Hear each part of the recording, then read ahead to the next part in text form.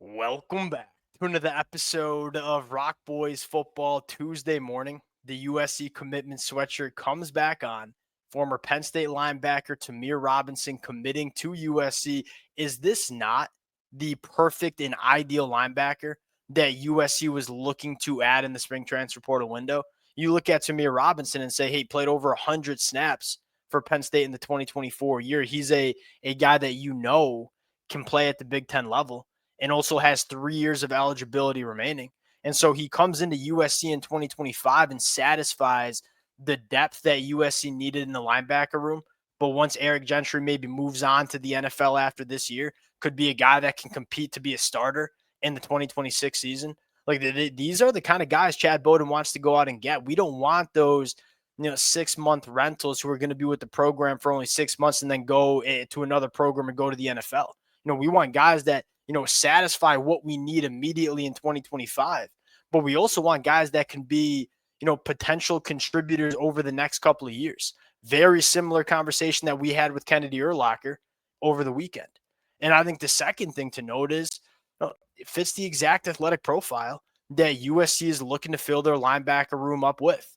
I mean, you look at USC and say last year had Mason Cobb, Easton Mascarenas, Arnold, kind of shorter, slower linebackers. And that's not necessarily a shot at those two, but it's very clear that Danton Lynn wants different kind of linebackers over the next couple of years. We want a little bit more length and we want a little bit more speed. In this era of college football, you need your linebackers to be able to operate in space. And you look at Tamir Robinson, 6'3", 230, played safety in high school to start his high school career. Like he knows how to play in coverage.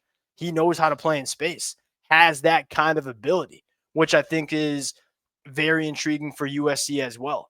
Want to get a little bit more into Tamir Robinson, want to talk about what that linebacker room looks like for USC before we get in. We also have a lot more to talk about in terms of some other targets that have emerged. Now, before we do, and as always, the USC fans, appreciate you guys. It's really been fun talking this ever since Chad Bowden has taken over, talking the recruiting trail, talking the spring practice, talking the transfer portal. It's been a blast. And the amount of support y'all have shown the fellas has been amazing. Can't thank you guys enough. If y'all do enjoy the content, consider subscribing to the channel. Without further ado, let's get into Tamir Robinson first. We'll move on to some other names that have been linked to USC. Now, I want to start with just looking at the depth chart now. You add a guy like Tamir Robinson, and all of a sudden you're feeling good about the linebackers you have in the room. Like the biggest concern for USC at linebacker was not starting caliber players. There's a lot of confidence, obviously, with Eric Gentry, but there's a lot of confidence with Desmond Stevens as well going into year two. I think you have your starting two backers going into 2025. I think the question was, hey, who's linebacker 3, who's linebacker 4?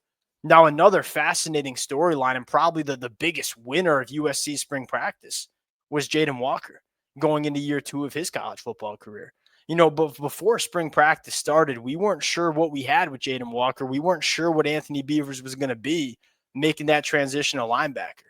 Now all of a sudden we feel pretty good about what both of those guys can be for USC in 2025. We probably wanted to add one more linebacker. Tamir Robinson's your guy. And so now you kind of satisfied the depth that you needed at linebacker while also adding a guy that you can build and develop within the program over the next couple of years. Perfect execution, in my opinion, by Chad Bowden and USC. And I think USC is only going to take one. I think it was between him and Gary Bryan, and I think it was just whoever commits first is going to get the spot. And it's Tamir Robinson, who I think you should feel good about because he's a guy that has the athletic profile to play in the Big Ten because we saw him at Penn State. Another thing worth mentioning about Tamir Robinson, and we'll move on, really good getting downhill and blitzing. And we know that's something Danton Lynn likes to do. Like he was kind of similar to Elijah Newby. He was an edge rusher his last year of high school football. Knows how to get downhill, knows how to impact the quarterback, which is something that's important in terms of what Danton Lynn wants to do with his backers. Really like the addition. Look, it's not a super flashy one, but this one from a roster building standpoint makes a ton of sense. The next big storyline we have to talk about Shabor Pena, and it sounds like USC is going to make a run. Now, this is a little bit of a divergence from what we've seen from Chad Bowden so far. Like he's been valuing guys that have multiple years of eligibility. Trevor Payne is going to be a 6-year senior. He's only going to be on this program for 6 months, but man, would he be a dynamite fit in this USC offense. Now, you look at it and say he plays a very similar role that Mekhi Lemon does. Like, both wide receivers like to work from the slot. But I think both of these wide receivers are good enough where you can put them wherever you want on the football field and get them on the field at the same time. I think just as importantly, USC was looking for, hey, who's going to be our wide receiver 3? Like, we know Jacoby Lane and Mekhi Lemon are the arguably one of the best wide receiver duos we see in the country. Like, we know who our top 2 guys are. Well, who's going to be wide receiver 3? That was kind of a question mark we've been monitoring throughout spring practice. Trevor Pena would answer that question in a massive way. Now, what I love most about Trevor Pena is what he can bring to a quarterback like Jaden. Because what's our biggest concern about Jaden heading into the 2025 year? It's not his upside. You know, we saw in the 2024 film, or you could go back to his time at UNLV, we know Jaden can make some high-level throws and make some high-level plays and be a difference maker that Miller Moss really wasn't for USC to start the 2024 year. The biggest concern we have with Jaden is, can he be a little bit more efficient? Can he be a little bit more consistent?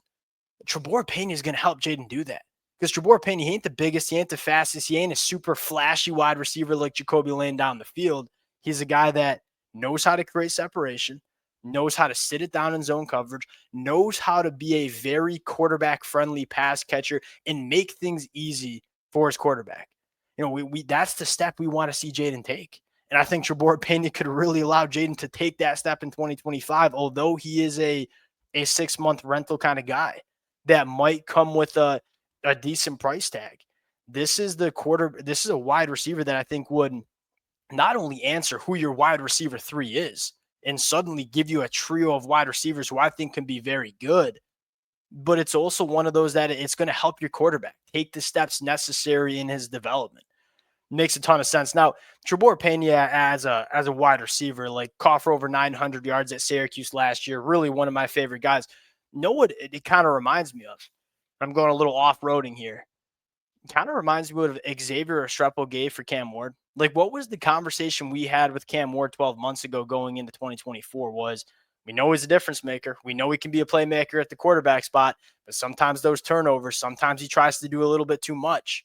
Like, Xavier Restrepo gave Cam Ward that easy access wide receiver that, you know, allow Cam Ward to play a little bit more within the offense. That's what I think Trevor Pena can do for Jaden. Like, that we're talking about Jaden the same way. We know he can make some high-level throws. We know he has a big arm, can push it down the field.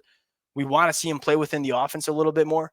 Like, Trevor Pena, very similar kind of wide receiver to Xavier Restrepo, can kind of give that to Jaden, which I think excites me a lot. 108 targets last year at Syracuse, caught 84 of them, a 77.8% completion percentage when targeted. Look, good things happen when Trevor Pena gets targeted.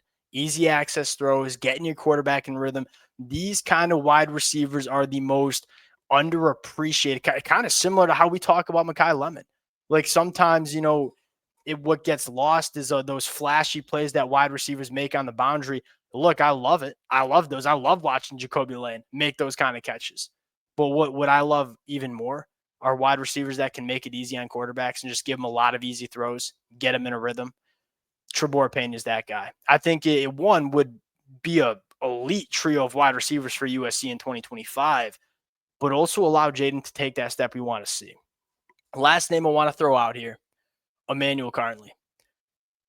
Tell me this doesn't make sense. You know, he checks all the boxes that I think Chad Bowden is going to look for. One, at cornerback. You're kind of looking for, hey, one, who are going to be our starters? Do we have enough depth in that room? Number two, Emmanuel Carnley, Cali kid. You know, transferred to Miami in the winter, hit the portal once again. Number 3 years of eligibility remaining. You know, Emmanuel Carnley has starting experience at Arizona and is considered one of the higher upside players at the cornerback position in the country, but also has 3 years of eligibility remaining. So you can bring him into USC and he can be maybe a starter in 2025, but at the very least a quality depth piece in the 2025 year and gives you unreal potential in 2026. Now, this is a guy that could start, but could just be in the two deep or rotational guy. But in the next couple of years, with those 3 years of eligibility, I think has an incredible ceiling in terms of what he can be. These are the guys Chad Bowden wants, not to mention another exact fit in terms of the athletic profile that Dan Lynn and Doug Belk like at cornerback. Like, we want big, long cornerbacks that can put hands on opposing wide receivers. 6'3", 190, was targeted 51 times last year, only gave up 22 catches. And he's played good, has a lot of upside, in 3 years of eligibility remaining. It's another very intriguing target for USC in the portal. We'll see if USC decides to pursue. Tamir Robinson commitment makes a ton of sense, answers a big need that USC had in terms of depth at linebacker. Trevor Pena getting in the mix with USC, I think, is a very exciting storyline. We will pause it there. Appreciate you guys rocking with it. If you all do enjoy the content, consider subscribing to the channel, and we'll talk to y'all later. Peace.